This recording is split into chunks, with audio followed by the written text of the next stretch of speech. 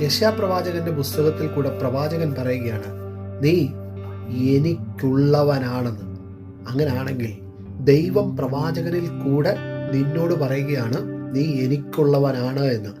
അങ്ങനെയെങ്കിൽ ഞാൻ ചോദിക്കട്ടെ, നീ കടന്നു പോകുന്ന സകല വഴികളിലും ആ ദൈവം നിന്നെ നോക്കിയിരിക്കുകയല്ലേ? അബ്രഹാമിന്റെ ജീവിതത്തിന്റെ വലിയൊരു പ്രതിസന്ധി ഉണ്ടായി. തൻ്റെ ഭാര്യയെ അബീമലേക്ക് എന്ന് പറയുന്ന രാജാവ് തട്ടിക്കൊണ്ടുപോയി.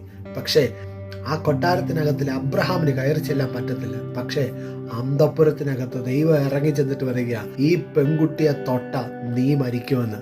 അങ്ങനെയെങ്കിൽ നിനക്ക് ഇറങ്ങിച്ചെല്ലാൻ കഴിയാത്ത, നീ നിസ്സഹായ അവസ്ഥയിൽ നിൽക്കുന്ന സ്ഥലത്ത് ദൈവം ഇറങ്ങി വന്ന് നിനക്ക് വേണ്ടി പ്രതിക്രിയ ചെയ്യും.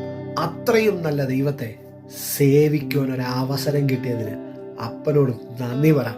അതുകൊണ്ട് വിളിച്ചു പറ, ഞാൻ എൻ്റെ ദൈവത്തിനുള്ളതാണ്. അതുകൊണ്ട് തന്നെയാ ജോഷുവ വിളിച്ചു പറഞ്ഞത്, മറ്റുള്ളവരാരൊക്കെ ദൈവത്തെ വിട്ടുപോയാലും ഞാനും എൻ്റെ കുടുംബവും ഞങ്ങൾ ദൈവത്തെ സേവിക്കും. ഇടത്തോട്ടോ വലത്തോട്ടോ മാറിപ്പോകത്തില്ല.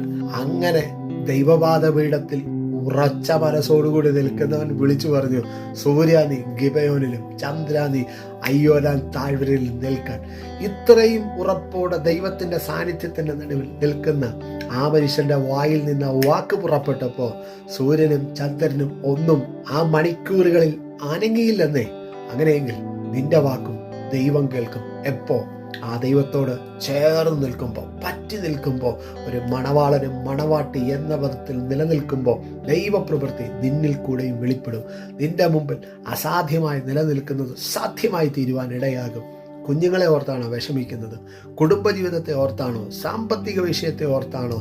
ഏത് വലിയ പ്രതിസന്ധി നിന്റെ മുമ്പിൽ കടന്നു വന്നാലും അതിൻ്റെ നടുവിലും അധികാരത്തോടെ വിളിച്ചു പറ, എനിക്കൊരു ദൈവമുണ്ട്.